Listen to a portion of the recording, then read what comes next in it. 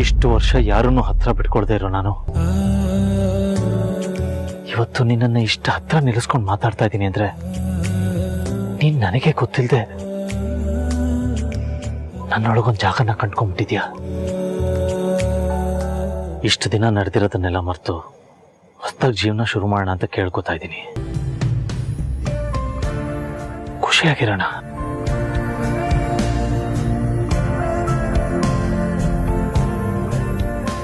ನಾವಿಬ್ರು ಚೆನ್ನಾಗಿರೋದನ್ನ ನೋಡಿ ಅಮ್ಮ ಖುಷಿ ಪಟ್ರೆ ಅದಕ್ಕಿಂತ ದೊಡ್ಡ ಅವಾರ್ಡ್ ಇನ್ಯಾವುದೂ ಇಲ್ಲ ನನಗೆ.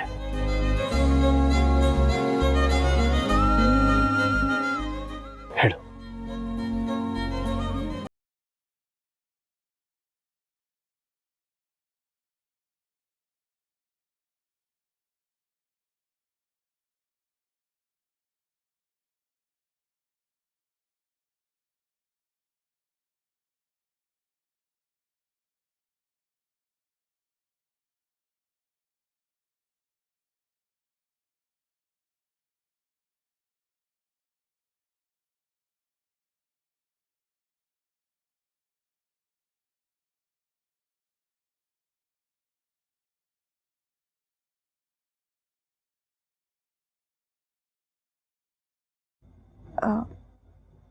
ಏಜೆ ಹಗ್ ಮಾಡ್ಬೇಕಾ?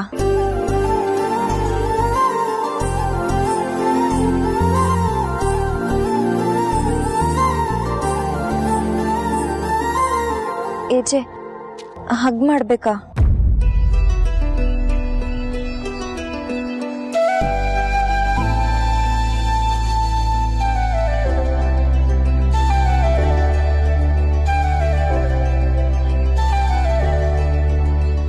ಅಮ್ಮ ಇಷ್ಟೊತ್ತಿಗೆ ಬರ್ಬೇಕಿತ್ತಲ್ಲ, ಯಾಕೆ ಇಷ್ಟೊತ್ತಾದ್ರೂ ಬರ್ಲಿಲ್ಲ ಅವರು?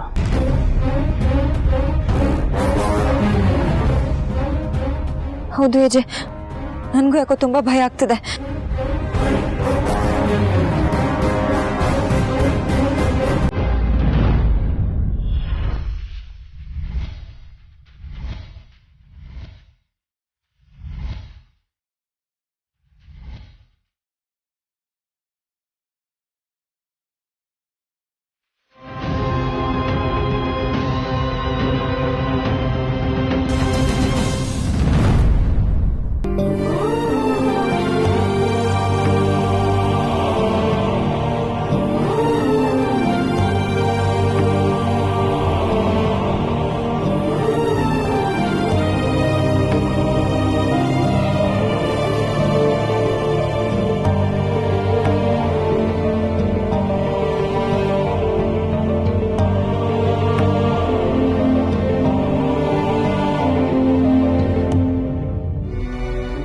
ಅಮ್ಮ, ಯಾತಿಕ್ ನೀವು ಈ ರೀತಿ ನಿದ್ದೆಗೆಟ್ಟಿದ್ದೀರಾ?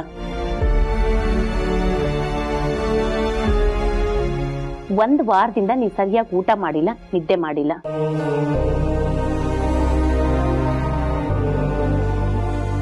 ಚೆನ್ನಾಗಿ ಊಟ ಮಾಡಿದ್ರೆ ನಿದ್ದೆ ಬರ್ತಿತ್ತು.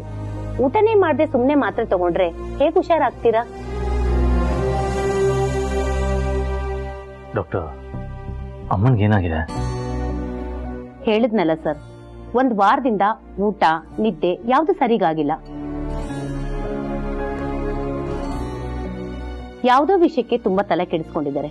ಅದರಿಂದ ಪ್ರೆಷರ್ ಜಾಸ್ತಿ ಆಗಿದೆ.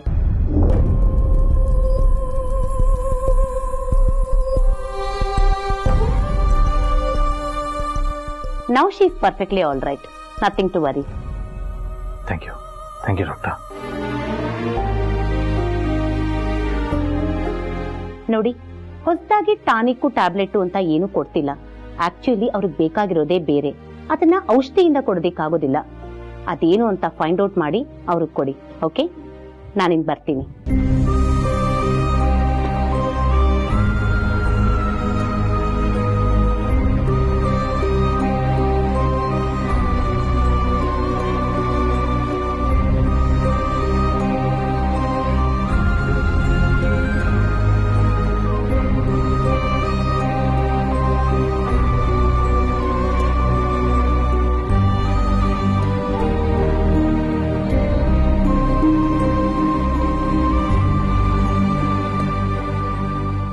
ಏನಮ್ಮ ಇದೆಲ್ಲ? ಯಾಕೆ ಬೇಕಿದೆಲ್ಲ? ಪ್ಲೀಸ್ ಇನ್ನೊಂದ್ಸತಿ ಈ ತರ ಎಲ್ಲ ಮಾಡಬೇಡ. ನಿನಗೇನಾದ್ರೂ ಹೆಚ್ಚು ಕಡಿಮೆ ಆದ್ರೆ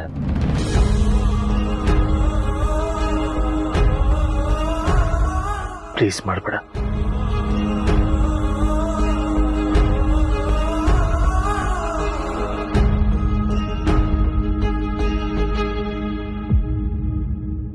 ಒಂದ್ ಮಾತು ಕೇಳ್ತೀನಿ, ನಡೆಸ್ಕೊಡ್ತೀಯಾ? ಅದೇನೋದು ಕೇಳಮ್ಮ. ಈ ಅಮ್ಮನ ಕ್ಷಮಿಸ್ತೀಯಾ?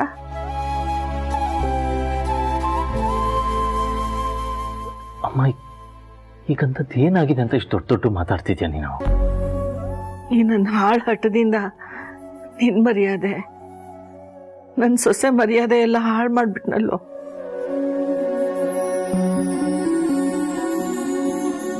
ಈಗ ಅದನ್ನ ವಾಪಸ್ ಹೇಗೋ ತರೋದು? ಅಡಿಕೆಗೆ ಹೋದ್ಮಾನ ಆನೆ ಕೊಟ್ರು ಬರಲ್ವಲ್ಲ. ನಾನು ಏನ್ ಮಾಡ್ಲಿ?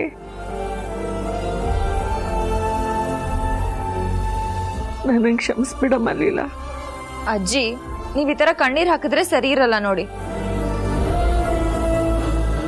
ಈಗ ಏನಾಗಿದೆ ಅಂತ ಈ ತರ ಕಣ್ಣೀರ್ ಹಾಕ್ತಿದ್ದೀರಾ? ನಿಮ್ ಮುಂದೆ ಇರೋದು ನಿಮ್ ಮಗ ಏಜೆ. ಅವರಿಗೆ ಸತ್ಯಕ್ಕೆ ಸಪೋರ್ಟ್ ಮಾಡೋದು ಗೊತ್ತು, ಸುಳ್ಳುನ ತುಳಿಯೋದು ಗೊತ್ತು.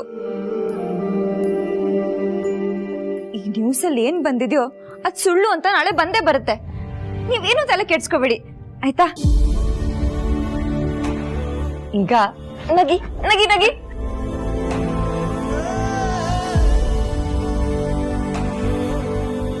ನಾನಿದೆಲ್ಲ ಮಾಡ್ಬೇಕಾಗಿರ್ಲಿಲ್ಲ, ಆದ್ರೆ ಇದನ್ನೆಲ್ಲ ಮಾಡಿದ್ದು ನಿಮ್ಮಿಬ್ಬರ ಖುಷಿಗೋಸ್ಕರ, ನಿಮ್ಮಿಬ್ಬರ ಜೀವನಕ್ಕೋಸ್ಕರ. ನಾನು ನಿಮ್ಮಿಬ್ಬರನ್ನು ಕೇಳ್ಕೊಳ್ಳೋದಿಷ್ಟೇ, ನೀವಿಬ್ರು ತುಂಬಾ ಚೆನ್ನಾಗಿರ್ಬೇಕು, 100 ಕಾಲ ಖುಷಿಯಾಗಿರ್ಬೇಕು.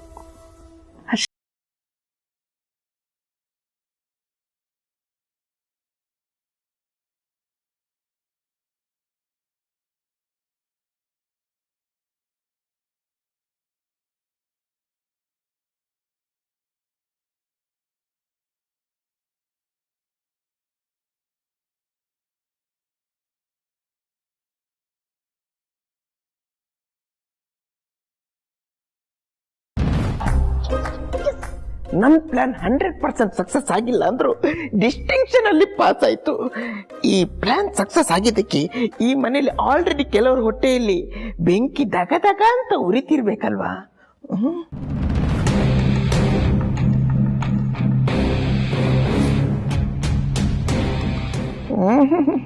ನೆನೆದವರ ಮನದಲ್ಲಿ ನನ್ನ ಪ್ಲಾನ್ 85% ಮಾತ್ರ ಪಾಸ್ ಆದ್ರೂ ಪರವಾಗಿಲ್ಲ, ಇವ್ರು ಮಾತ್ರ 100% ಊರ್ಕೊಂಡಿದಾರಂತ ಇವ್ರ ಮುಖ ಚೆಹರೆ ನೋಡಿದ್ರೇನೆ ಗೊತ್ತಾಗುತ್ತೆ.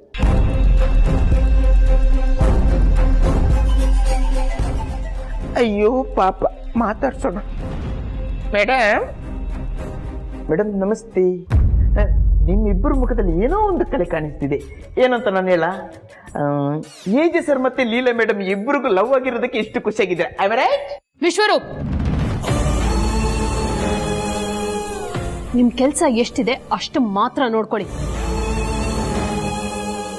ಇನ್ವಾಲ್ವ್ಮೆಂಟ್ ಜಾಸ್ತಿ ಆದ್ರೆ ಇನ್ಕ್ರಿಮೆಂಟ್ ಸಿಗುತ್ತೆ ಅಂತ ಅನ್ಕೊಂಡಿದ್ರೆ ಇನ್ಸ್ಟೆಂಟ್ ಆಗಿ ಗೇಟ್ ಪಾಸ್ ಸಿಗುತ್ತೆ. ಹುಷಾರ್. ಹೋಗ್ಲಿ ಬಿಡಿ ಮೇಡಮ್, ನಾನು ನಿನ್ನೆ ನಡೆದಿರೋ ಬಗ್ಗೆ ಡೀಟೇಲ್ ಆಗಿ ಎಕ್ಸ್ಪ್ಲೈನ್ ಮಾಡೋಣ ಅಂತಿದ್ದೆ. ನಿಮ್ಗೆ ಇಂಟ್ರೆಸ್ಟ್ ಇಲ್ಲ ಅಂದಮೇಲೆ ನಾನು ಯಾಕೆ ಸುಮ್ಮನೆ ಎನರ್ಜಿ ವೇಸ್ಟ್ ಮಾಡ್ಕೊಳ್ಳಿ. ಓಕೆ ಮೇಡಮ್, ಬಾಯ್. ವಿಶ್ವರೂಪ್, ಹೋಗೋದೇನೋ ಹೋಗ್ತೀರಾ, ಅದೇನು ಅಂತ ಹೇಳ್ಬಿಟ್ಟು ಹೋಗಿ. ನಮ್ಗೇನು ಇಂಟ್ರೆಸ್ಟ್ ಇಲ್ಲ, ಬಟ್ ಸ್ಟಿಲ್ ನಿಮಗೆ ಬೇಜಾರಾಗಬಾರ್ದು ನೋಡಿ, ಅದಕ್ಕೆ ಕೇಳ್ತಾ ಇದ್ದೀವಿ. ಏನಾಯ್ತು? ಅಯ್ಯೋ ಮೇಡಮ್, ನೀವು ನಿನ್ನೆ ನೋಡ್ಬೇಕಿತ್ತು. ಆ ರೊಮ್ಯಾಂಟಿಕ್ ಶೃಂಗಾರ ಕಾವ್ಯನ ನೋಡಕ್ಕೆ 2 ಕಣ್ಣು ಸಾಲದು ದೇವ್ರೆ, 2 ಕಣ್ಣು ಕೊಟ್ಟು ಅದಕ್ಕೆ 3D ಗ್ಲಾಸ್ ಸಿಕ್ಕಿಸ್ಬಿಡು, ಹತ್ರದಿಂದ ನೋಡ್ತೀವಿ ಅಂತ ದೇವ್ರ ಹತ್ರ ಕೇಳ್ತಿದ್ರಿ. ಈ ನಮ್ಮ ಏಜಸ್ ಸರ್ ಮತ್ತೆ ಲೀಲಾ ಮೇಡಮ್ ಏನ್ ಬಾಂಡಿಂಗು. ಇವರು ಕಣ್ಣಾದ್ರೆ ಅವರು ರೆಪ್ಪೆ, ಇವರು ಕಮಲ ಆದ್ರೆ ಅವ್ರ ಕೆಸರು, ಇವರು ಹೂ ಆದ್ರೆ ಅವರು ಪರಿಮಳ. ಒಟ್ನಲ್ಲಿ ಹೇಳ್ಬೇಕಂದ್ರೆ ಈ ಇಬ್ರು ಹಾಟನ್ನ ಕಲ್ಸಿ ಅದಕ್ಕೆ 4 ಡ್ರಾಪ್ ಉಜಾಲ ಹಾಕಿ ಹೋಗ್ದು ಒಣಗಿಸಿದ್ರೆ ಬರುತ್ತಲ್ವ ಬ್ರೈಟ್ನೆಸ್, ಆ ತರ ಇತ್ತು ಇವ್ರ ಜೋಡಿ. ವಿಶ್ವರೂಪ್, ಇದೆಲ್ಲ ಹೇಳಕ್ ನಾಚಿಕೆ ಆಗಲ್ಲ? ಮೊದ್ಲೇ ಮನೆ ಮರ್ಯಾದೆ ಬೀದಿ ಪಾಲಾಗಿ ನ್ಯೂಸ್ ಚಾನೆಲ್ಗಳಲ್ಲೆಲ್ಲ ಓಡಾಡ್ತಾ ಇದೆ, ಇದು ಬೇರೆ. ಡೋಂಟ್ ವರಿ ಮೇಡಮ್, ಈ ಮನೆ ಯಜಮಾನ ಯಾರು? ನಮ್ ಬಾಸ್ ಎಜೆ ಸರ್. ಮೇಡಮ್, ಯಾವ ನ್ಯೂಸ್ ಚಾನಲ್ ಅವರೆಲ್ಲ ಬಂದು ಎಜೆ ಸರ್ ಬಗ್ಗೆ ಅಪಪ್ರಚಾರ ಮಾಡಿದ್ರು ಅವರೆಲ್ಲ ಇವತ್ತು ಲೈವಿಗೆ ಬಂದು ನಾವು ಎಜೆ ಸರ್ ಬಗ್ಗೆ ತಪ್ಪು ಮಾಹಿತಿ ನೀಡಿದ್ದೀವಿ, ನಮ್ಮನ್ನು ಕ್ಷಮೆ ಮಾಡಿ ಅಂತ ಕೇಳ್ಕೊಂಡಿದ್ದಾರೆ ಮೇಡಮ್. ಇನ್ಮೇಲೆ ಈ ಮನೆಯಲ್ಲಿ ನಾವು ಜೋಡಿಗಳನ್ನು ನೋಡ್ತಾ ನಾನು ಮತ್ತೆ ಅಜ್ಜಿ ಇಬ್ರು ಖುಷಿ ಪಡ್ತೀವಿ. ನೀವಿಬ್ರು ಫ್ರೀ ಇದ್ರೆ ನೀವು ಖುಷಿ ಪಡಿ. ಓಕೆ, ಬರ್ಲೇ ಮೇಡಮ್, ಬಾಯ್.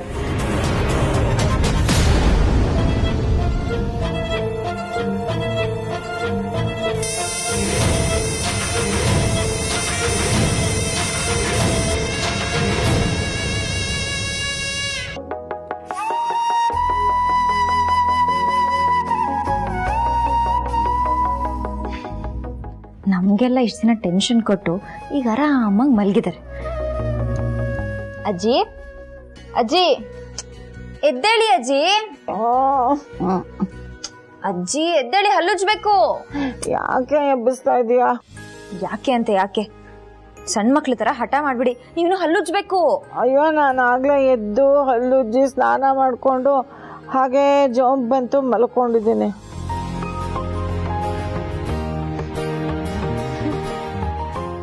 ಏನೋ ವಾಸನೆ ಬರ್ತಾ ಇದೆ. ಟನ್ ಟಡನ್.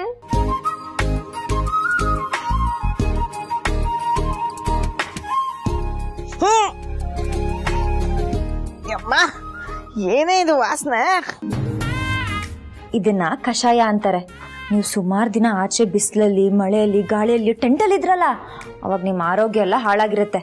ಅದನ್ನ ಸರಿ ಮಾಡ್ಕೋಬೇಕು ಅಂತಾನೆ ಕಷಾಯ ತಂದಿರೋದು, ಕುಡೀರಿ. ಹೋಗೆ, ನಾನು ಇದನ್ನೆಲ್ಲ ಕುಡಿಯೋದಿಲ್ಲ. ಒಂದು ಲೋಟ ಬಿಸಿ ಬಿಸಿ ಕಾಫಿ ಮಾಡ್ಕೊಡು, ಅದಕ್ಕೆ ಚೀಚು ಸಕ್ಕರೆ ಹಾಕು, ಯಾರಿಗೂ ಹೇಳ್ಬೇಡ. ನೋವೇ, ಚಾನ್ಸೇ ಇಲ್ಲ. ಯಾಕೆ ಹೀಗೆ ಮಾಡ್ತೀಯಾ? ಟೆಂಟಲ್ಲಿ ಇದ್ದಾಗ ನೀವು ನಂಗೆ ಆಟ ಆಡಿಸ್ಲಿಲ್ವಾ, ಅದಕ್ಕೆ ಇವಾಗ ನಾನು ನಿಮಗೆ ಆಟ ಆಡಿಸ್ತೀನಿ. ಹೆಂಗೆ ನಾವು? ಹೋಗಮ್ಮ, ಏನೋ ಮಾಡಕ್ ಹೋಗಿ ಏನೋ ಆಗೋಯ್ತು. ನಾವು ಮಾಡಿದ್ದೇನು ಸಕ್ಸಸ್ ಆಗ್ಲಿಲ್ಲ. ಅಜ್ಜಿ, ನೀವ್ ಎಚ್ಚರ ತಪ್ಪಿದ್ರಲ್ಲ, ಅದ್ ನೋಡ್ಬೇಕಿತ್ತು. ಎಂತ ಸೀನ್ ಗೊತ್ತಾ? ಆ ಸೀನ್ ಏನಾದ್ರು ಟಿವಿಯಲ್ಲಿ ಬಂದಿದ್ರೆ TRP ಫುಲ್ ಹೈ ಆಗ್ತಿತ್ತು. ನಿಮ್ ಮಗ ಏಜನನ್ನ ಎಷ್ಟ್ ಚೆನ್ನಾಗಿ ನೋಡ್ಕೊಂಡ್ರು ಗೊತ್ತಾ? ನೀವೇನಾದ್ರೂ ನೋಡಿದಿದ್ರೆ ಈ ಟೆಂಟು ಬೇಡ ಏನು ಬೇಡ ಅಂತ ಸೀದಾ ಮನೆ ಒಳಗ್ ಬರ್ತಾ ಇದ್ರಿ. ಅಯ್ಯೋ, ಹೌದೇನೆ? ಛೇ, ನನಗೆ ಗೊತ್ತೇ ಆಗ್ಲಿಲ್ಲ. ಹೇಗ್ ಗೊತ್ತಾಗುತ್ತೆ? ನೀವೇ ತಾನೇ ಸುಮ್ನೆ ಕೆರ್ಕೊಂಡ್ ಗಾಯ ಮಾಡ್ಕೊಂಡಿದ್ದು, ಆ ಮುಂಗಾರು ಮಳೆ ಗಣೇಶ್ ತರ. ಹೋಗೆ, ಏನೇನೋ ಹೇಳ್ತಾಳೆ. ಅಲ್ವೇ, ರಾಮ್ ನಿನ್ನ ಹತ್ರ ಅನ್ಯೋನ್ಯವಾಗಿ ನಡ್ಕೊಂಡ, ಹೇಳೆ. ಛೀ, ಹೋಗಿಪ್ಪ, ನಂಗ್ ನಾಚಿಕೆ ಆಗತ್ತೆ. ಏ ಕಳ್ಳಿ, ಹೇಳೆ ಹೇಳೆ ಹೇಳೆ ಹೇಳೆ ಹೇಳೆ.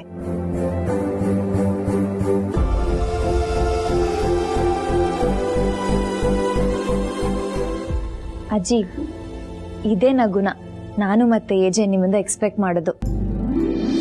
ನೀವ್ ಯಾವಾಗ್ಲೂ ಇದೇ ತರ ನಗ್ತಾ ಇರ್ಬೇಕು. ನಗ್ತೀನಿ, ಆದ್ರೂ ಒಂದ್ ಕಂಡೀಷನ್, ನನ್ಗೆ ಕಷಾಯ ಕೊಡ್ಬಾರ್ದು.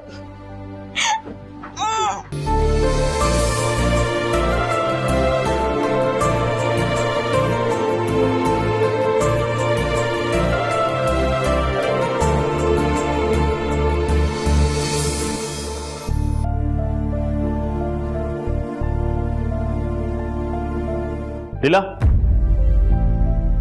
ಬಾಯ್ಲಿ. ಅಯ್ಯೋ, ನಾನೇನಾದ್ರೂ ಎಡ್ವರ್ಟ್ ಮಾಡ್ಬಿಟ್ನಾ? ಎಚ್ಚರ ಇದ್ದಾಗಂತೂ ಏನು ಎಡ್ವರ್ಟ್ ಮಾಡಿಲ್ಲ, ನಿದ್ದೆ ಕಣ್ಣಲ್ಲಿ ಏನಾದ್ರೂ ಎಡ್ವರ್ಟ್ ಮಾಡಿದ್ನಾ? ಕತೆನೋ ಏನೋ.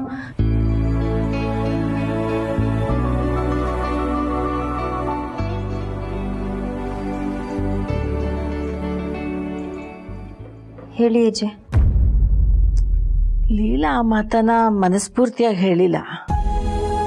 ಆ ಮಾತು ಹೇಳುವಾಗ ಅವಳಲ್ಲಿ ಏನೋ ಒಂದು ಅಳುಕಿತ್ತು. ಅಜ್ಜಿ, ಇವಾಗ ಆರೋಗ್ಯ ಹೇಗಿದೆ? ಆರೋಗ್ಯ ಏನೋ ಸುಧಾರಿಸಿದೆ, ಆದರೆ ಮನಸ್ಸಿಗೆ ಶಾಂತಿ ಇಲ್ಲ ಕಣೋ. ನಾವು ಮಾಡಿದ್ದೆಲ್ಲ ವ್ಯರ್ಥ. ಅಷ್ಟಾದರೂ ಅಂದ್ರೆ ಅವರಿಬ್ರು ಒಂದಾಗಿಲ್ಲ ಅಂತ ನಿಮ್ಗೆ ಅನಿಸ್ತಿದ್ಯಾ? ಶೋರ್, ನಾ ಅದನ್ನು ಹೇಳೋದಕ್ಕೆ ನಿನ್ನನ್ನು ಕರೆದಿತ್ತು. ನಂದು ನಿಂದು ಲೈಫು ಬೇರೆ ಡೈರೆಕ್ಷನಲ್ಲೇ ಹೋಗ್ತಾ ಇದೆ. ನಮಗೆ ಬೇಕೋ ಬೇಡವೋ ಒಂದೇ ಕಡೆ ಇರೋ ಹಾಗಾಗಿದೆ. ಆದರೆ ಇದೊಂಥರ ಚಕ್ರವ್ಯೂಹ ಇದ್ದಾಗೆ. ಅಯ್ಯೋಯ್ಯೋ, ಏನೇನೋ ಮಾತಾಡ್ತಿದಾರಲ್ಲ. ಅರ್ಥ ಆಗದಿರೋ ಇವ್ರ ಮಾತುಗಳಿಗೆ ಹೇಗೆ ರಿಯಾಕ್ಟ್ ಮಾಡಬೇಕು ಅಂತಾನೆ ಗೊತ್ತಾಗ್ತಿಲ್ಲ. ಈ ಚಕ್ರವ್ಯೂಹದಿಂದ ಹೊರಗೋಗೋದಕ್ಕೆ ಎಷ್ಟೇ ಪ್ರಯತ್ನ ಪಟ್ಟರು ಮತ್ತೆ ಮತ್ತೆ ಅಲ್ಲೇ ಉಳಿಯೋ ಹಾಗಾಗ್ತದೆ. ಓ ಇದನ್ನ ಸಿಂಪಲ್ ಆಗಿ ಹೇಳಕ್ಕಾಗಲ್ವಾ? ನಿಜ ಯಜೆ, ಸಂದರ್ಭಗಳು ಎಷ್ಟೋ ಸಲ ನನ್ನ ಈ ಮನೆಯಿಂದ ಹೊರಗಡೆ ಹಾಕಕ್ ಪ್ರಯತ್ನ ಪಟ್ರು ಏನೋ ಒಂದಾಗಿ ನಾನು ಈ ಮನೇಲಿರೋ ತರನೇ ಆಗ್ತಾ ಇದೆ. ಇದನ್ನ ನಾನು ಸುಮಾರು ಸತಿ ಅಬ್ಸರ್ವ್ ಮಾಡಿದ್ದೀನಿ. ಇದಕ್ಕೇನ್ ಅರ್ಥ? ಯಾಕೆ ಈ ತರ ಆಗ್ತಿದೆ? ಇದನ್ನೆಲ್ಲ ಮಾಡ್ತಿರೋರು ಯಾರು? ವಿಧಿನೇ ಇದಕ್ಕೆಲ್ಲ ಕಾರಣ. ಅವರಿಬ್ಬರ ಮಧ್ಯೆ ಗಂಡ ಹೆಂಡತಿ ಸಂಬಂಧ ಹುಟ್ಟಕ್ಕೂ ವಿಧಿನೇ ಕಾರಣ. ಆ ಸಂಬಂಧ ಹುಟ್ಟಕ್ಕೂ ವಿಧಿನೇ ಕಾರಣ, ಅದನ್ನು ಉಳಿಸೋದಕ್ಕೂ ವಿಧಿನೇ ಕಾರಣ. ಆದ್ರೆ ಅವರಿಬ್ಬರ ಮಧ್ಯೆ ನಿಜವಾದ ಪ್ರೀತಿ ಹುಟ್ಟೋದನ್ನ ನೋಡೋದಿಕ್ಕೆ ನಾನು ಕಾಯ್ತಾ ಇದ್ದೀನಿ. ಏನೋ ನನಗೂ ಅರ್ಥ ಆಗ್ತಾ ಇಲ್ಲ. ನೀವೇನ್ ಟೆನ್ಷನ್ ಮಾಡಬೇಡ ಅಜ್ಜಿ. ಎಜಿ ಸರ್ ಮತ್ತೆ ಲೀಲಾ ಮೇಡಮ್ ಸಂಬಂಧ ಗಟ್ಟಿ ಅಂತ ರಬ್ಬರ್ ಬ್ಯಾಂಡ್ ಇದ್ದಾಗೆ. ಅದು ಎರಡು ತುದಿಯಿಂದ ದೂರ ಆಗ್ಬೇಕಂತ ಹೇಳಿದಷ್ಟು ಹತ್ರ ಆಗೋ ಚಾನ್ಸಸ್ ಅಷ್ಟೇ ಜಾಸ್ತಿ ಇರುತ್ತೆ. ಇಷ್ಟೊಂದು ಕನ್ಫ್ಯೂಷನ್ ಇದ್ರೆ ತುಂಬಾ ಕಷ್ಟ ಆಗುತ್ತೆ. ನಂಗೂ ಏನೂ ಗೊತ್ತಾಗ್ತಿಲ್ಲ. ಆ ಗೊಂದಲ ಪರಿಹಾರ ಆದ್ಮೇಲೆ ತಾನೇ ಖಾತ್ರಿ ಆಗೋದು. ಆ ಖಾತ್ರಿ ಆಗೋ ದಿನ ಬರಬೇಕು ಅಷ್ಟೇ. ಮನುಷ್ಯ ಯಾವಾಗಲೂ ಆಲೋಚನೆ ಮಾಡಬೇಕೆ ಹೊರತು ಯೋಚನೆ ಮಾಡಬಾರ್ದು. Too much is always risky. So life ಹೇಗೆ ಬರುತ್ತೋ ಹಾಗೆ ಹೋಗ್ಬೇಕು. Just go with the flow. ಅಷ್ಟೇ ನೋಡಿ. ಇವಾಗ ಅವರಿಬ್ಬರ ಮಧ್ಯೆ ಎಮೋಷನ್ ಅನ್ನೋ ಒಂದು ಸಣ್ಣ ಕಿಡಿ ಹಚ್ಚಿದೀವಿ. ಮುಂದೊಂದು ದಿನ ಅದು ಹೇಗೆ ದಗ ದಗ ದಗ ಅಂತ ಹತ್ಕೊಂಡು ಉರಿಯುತ್ತೆ ನೋಡಿ.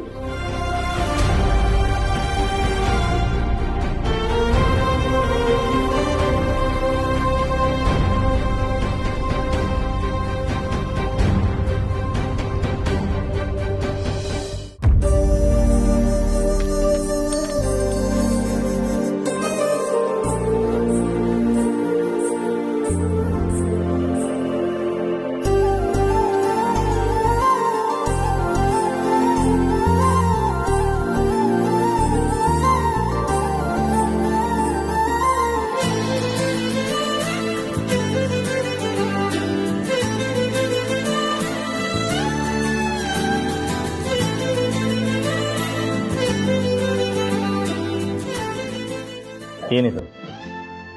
ನಿಮಗೆ ಬೇಕಾಗುತ್ತೆ ಅಂತ ತಂದೆ. ನನಗೆ ಹಿಂಗೆ ತೊಗೊಂಡೋಗೋ ಅಭ್ಯಾಸ ಇಲ್ಲ.